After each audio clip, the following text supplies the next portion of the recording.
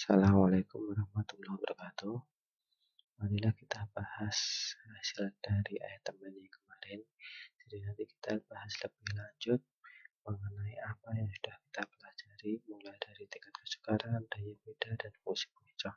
Jadi di dalam teman itu sebenarnya sudah ada semua yang kita pelajari yang kemarin. Jadi bagaimana tingkat kesukarannya, bagaimana fungsi pengecohnya. Kita mulai saja, kita bahas mulai dari item 3, walaupun ada sebagian mahasiswa yang tidak bisa menggunakan item 3, tetapi biar nanti sama-sama lebih mengetahui apa sebenarnya perbedaannya, apa yang sebenarnya kita butuhkan di dalam analisis ini. Di dalam analisis item 3 maupun 4, kita fokusnya ke yang kemarin, materi-materi kemarin saja dulu. Jadi mulai dari tingkat kesukaran, daya beda, dan fungsi pengecoh. Yang lain nanti kita abaikan dulu saja. Jadi nanti di bagian sini, ini contoh yang di item 3. Di item 3, halaman pertama emang kosong. Ketika kita mengerjakannya itu tidak ada masalah atau benar semua. Tapi halaman pertama itu akan terisi jika ada beberapa kekeliruan. Jadi hasil item 3 adalah seperti ini. Ini sudah saya tambah yang di bagian ini. Sebenarnya seperti ini saja. Dia hanya memberi informasi yang utama. Yang utama sampai dengan ketemu untuk alfanya. Dimulai dari banyaknya item 20, banyaknya peserta ujian 50, dia sudah ada rekapannya semua. Lebih sederhana sebenarnya di item 3, dan itu memuat informasi yang kita butuhkan. Jadi mulai dari alfa, ini untuk reliabilitas, tetapi reliabilitas yang di bagian sini harus kita hilangkan dulu yang tidak valid dulu. Ini belum bisa dipakai yang pertama. Di ini masih analisis yang pertama, masih komplit soal-soalnya. Jadi item 3 kita cek satu-satu ini saja. Jadi, saya beri keterangan saja bahwa ini adalah hasil dari item 3. Saya letakkan di bagian, saya tambahkan ini saja. Hasil item 3 seperti ini hasilnya. Ini hasil dari item 3. Jadi di item 3 dia langsung bentuknya tabel, berisi dari skala itemnya, proporsinya, serial, serial. Nah, di sini kalau kita membahas tentang tingkat kesukaran, ini saya beri keterangan manual. Jadi ketika tingkat kesukaran di bagian sini yang kita lihat adalah di bagian di sini sebenarnya ada dua kolom utama, yaitu ini pembatasnya item statistik dan alternatif statistik. Jadi ini itemnya, ini alternatifnya. Jadi di sini kita melihat di butir soalnya, statistik di butir soal, ya di sini statistik di jawabannya. Kalau kita ingin melihat tingkat kesukaran soal, berarti di bagian sini tingkat kesukarannya adalah ini, proporsi benar. Dia merupakan tingkat kesukaran. Selama di bagian sini saya beri label saja 0,560, saya kopikan, saya letakkan di bagian sini. Tingkat kesukarannya bagaimana? Kriterianya di bagian sini adalah 0,5 itu dia ideal. Itu kriterianya. Jadi tingkat kesukarannya kita bisa melihatnya dari proporsi benarnya. Kemudian daya pembedanya. Daya pembeda di bagian sini dia ada dua yang informasi yang bisa kita dapatkan mengenai korelasi produk momen dengan biserialnya. Jadi yang produk momen yang kita gunakan adalah RP-BIS. RP-BIS-nya Ini RPBIS atau point biserial. Jadi nanti yang kita pakai ketika kita menggunakan rumus korelasi produk momen RFI yang biasa dipakai oleh program-program yang lain, dia adalah ini yang kita gunakan. Angkanya sama, saya beri warna lagi biar beda. Jadi daya beda yang kita gunakan, dia yang korelasi produk momen ini 0,23253. Jadi kriterianya bagaimana? Dia dalam kategori sukar tidak baik.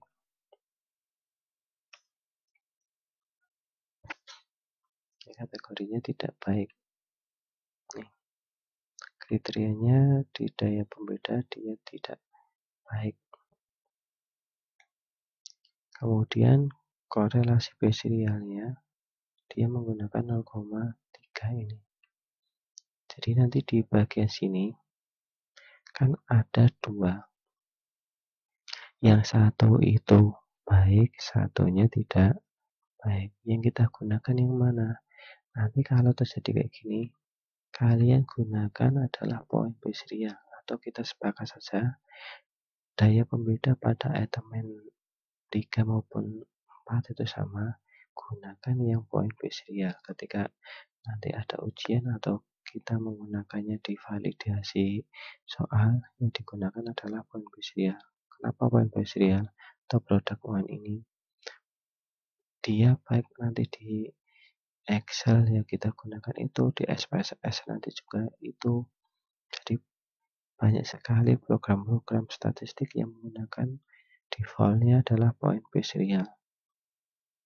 Jadi nanti kayak gini, dia masuknya ketika ini tidak baik, maka soal ini sebenarnya juga tidak baik.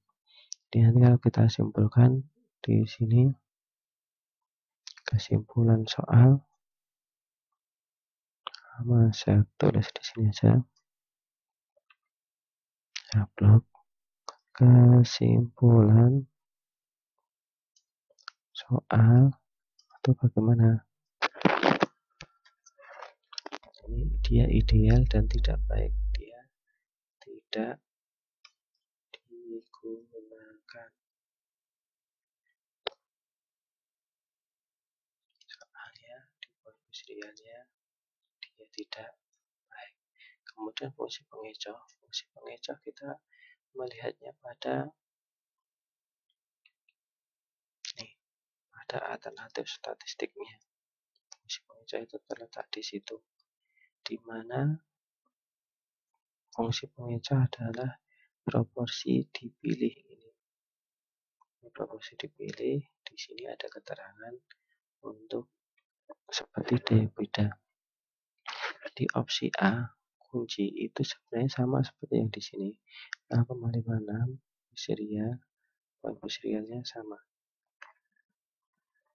Soalnya daya beda itu hanya menunjukkan siapa yang memilih lebih banyak, apakah golongan yang pandai maupun atau golongan yang tidak pandai.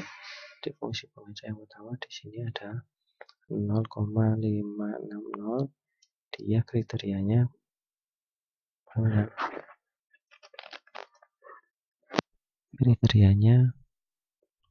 dia berfungsi.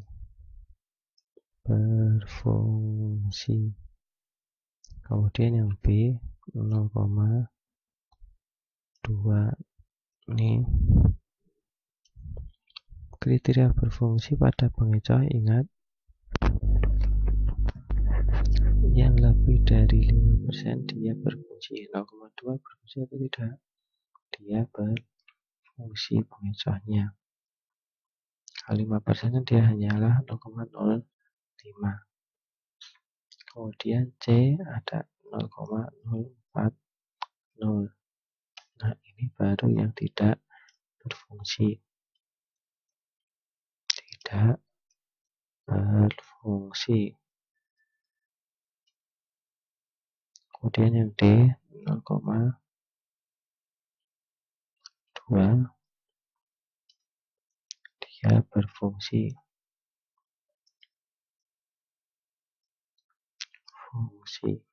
jadi nanti kayak gini. Nah, nanti di dalam ayat 3 itu ada keterangan check the key atau coba lihat kunci jawabannya. Kunci jawaban pada ayat 3 dia ditandai oleh tanda bintang.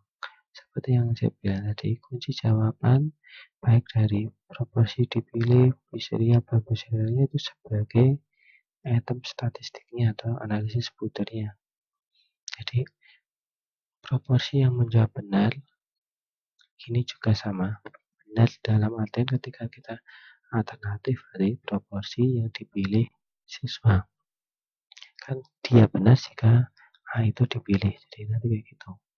Yang memilih siapa? Nanti kalau kayak gini, golongan yang rendah lebih banyak soalnya dia kurang dari 0,3. Makanya di sini muncul A itu kunci jawaban. Apakah tidak lebih baik di? Jadi muncul pertanyaan, kenapa kunci jawabannya itu tidak D saja? Di ayat 3 itu berdasarkan dari data analisis ini, dia bisa menunjukkan atau bisa memberi keterangan kita sebenarnya kunci jawaban yang lebih baik adalah D. Kenapa yang lebih baik itu D? Jika kita cek satu-satu kayak gini, jika dilihat dari tingkat kesukarannya, tingkat kesukaran berarti proporsi yang dipilih A itu benar, banyak dipilihnya, dia 0,56, kriterianya ideal. Kalau D, dia kriterianya sedikit yang memilih 0,2 atau kategorinya sukar. Maka sebenarnya masih lebih baik A, lebih baik ini, bukan D.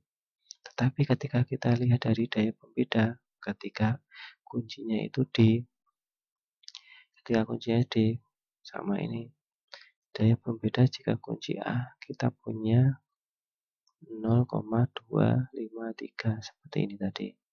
Kriterianya ternyata dia tidak baik. Kalau tidak baik berarti golongan bawah dia memilih lebih banyak daripada golongan yang pandai. Tetapi ketika D, dia adalah D-nya 0,335, dia baik. Kesimpulannya lebih baik kunci D karena kelompok atas paling banyak memilih D. Apakah benar toh kelompok atas itu memilih D? Kalau kita lihat lebih lanjut sebenarnya adalah di poin serialnya ini. Ternyata dalam soal nomor 1, kenapa kok teman itu bisa bilang D itu lebih baik? Kalau dilihat di sini, ternyata ketika A itu yang memilih, kalau kita berbicara golongan pandai dengan tidak pandai, dia kurang dari 0,3, berarti yang tidak pandai banyak memilihnya. Apalagi di sini yang negatif. Kalau yang negatif berarti secara otomatis lebih besar atau lebih banyak golongan yang tidak pandai yang memilih dibandingkan dengan yang pandai. Kalau negatif itu jelas. Kalau kita bandingkan, kemungkinan hampir semua yang tidak pandai itu memilih B. Kalau itu menjadi kunci jawaban, ini juga sama. Sehingga kalau dilihat dari sini, yang memenuhi atau kelompok pandai itu lebih banyak memilih D. Kalau kita lihat dari poin B serialnya. Sehingga di bagian sini itu dia bisa mengatakan D itu lebih baik.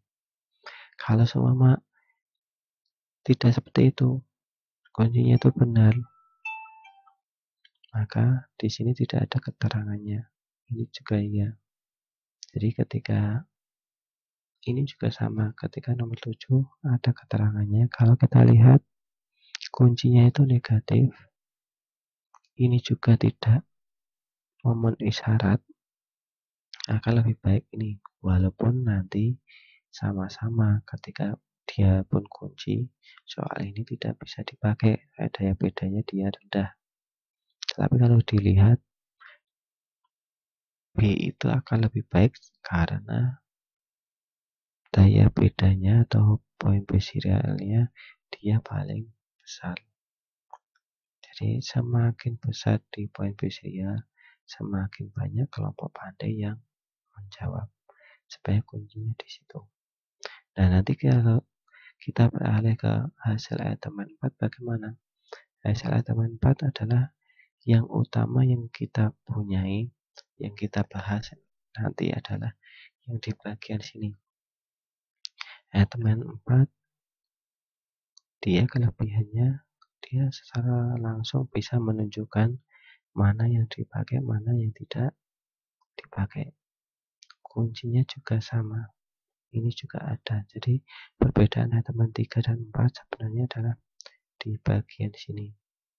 Kalau elemen 3 itu kelebihannya dia menunjukkan mana-mana kunci yang seharusnya baik. Kalau di elemen 4 dia langsung oh ini dipakai atau tidak. Makanya kemarin saya munculkan di diskusi supaya lebih enak yang mana kan gitu. Nah, nanti tergantung pada kebutuhan kita. Kalau kita hanya melihatnya di tingkat kesukaran, daya beda, fungsi pengecoh sebenarnya lebih efisien, lebih mudah dilihat adalah elemen 3. Kalau kita melihatnya dari data hasil supaya lebih cepat dalam memproses itu sebenarnya adalah di elemen 4. Jadi di sini tingkat kesukarannya adalah sama. Dia di sini kan ada dua kolom utama. Bagian kanan adalah yang ini. Ini bagian kiri, ini bagian kanan.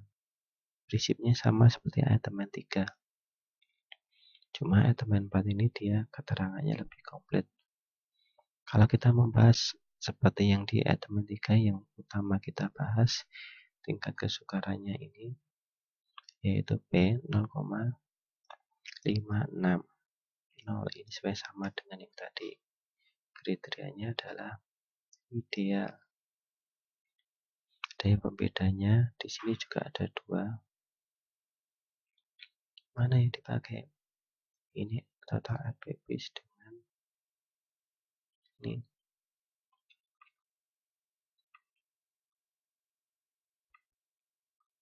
Di sini ada dua. Ini RPP, di sini RPP. Jadi sebenarnya sama. Ketika di bagian ini ternyata kalau di bagian sini ketemunya adalah 0,144. Kriterianya dia sukar, tidak baik. Kemudian di elemen yang lebih serialnya adalah 0,181. Kriterianya adalah tidak baik. Kesimpulannya dia tidak digunakan. Adakah? Kemudian fungsi pengecohnya bagaimana? Kalau nanti di sini hasilnya berbeda dengan yang ini. Nanti kalau di bagian sini kan ada 0,253. Di sini ini ada beberapa perbedaan angka. Itu sebenarnya dipengaruhi oleh beberapa faktor sebenarnya. Apakah nanti input kita itu benar atau tidak? Ketika benar ya nanti di bagian sini dia ada perbedaan, tetapi dia tidak mungkin merubah hasilnya. Jadi kalau kita lihat di kesimpulan soal, dia juga tidak baik. Fungsi pengecohnya adalah di sini option proporsinya sama. Ini 0,560. Dia kategorinya berfungsi.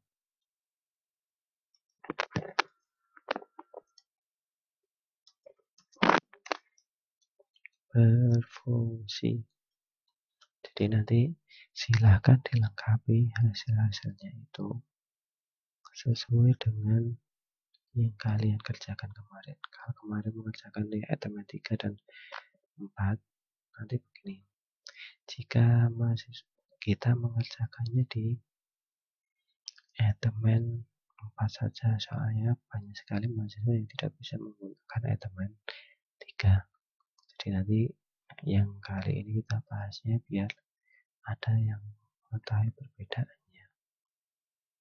Jadi nanti di bagian sini silahkan dilengkapi keterangan kayak gini, seperti item 3 yang tadi. Ini saya tidak lanjutkan, saya akan dia sama. Jadi ini semua kalian lengkapi keterangannya itu. Jadi di bagian sini bisa untuk melihat mana tuh sebenarnya yang dipakai, mana yang tidak, berdasarkan dari hasilnya ini. Nanti silakan diberi keterangan di bagian sini. Yang terpenting adalah nanti prinsipnya begini, kita harus ingat dalam penggunaan inputnya. Ketika inputnya itu, terutama seumpama di sini ada inputnya, yang paling penting adalah yang mempengaruhi hasil. Kenapa berbeda itu adalah di bagian sini. Kursor itu silakan diletakkan di baris yang paling akhir, baru disimpan. Di bawahnya ini sudah kita tekan delete saja. Gitu ya. Nah, untuk kali ini cukup sekian. Assalamualaikum warahmatullahi wabarakatuh.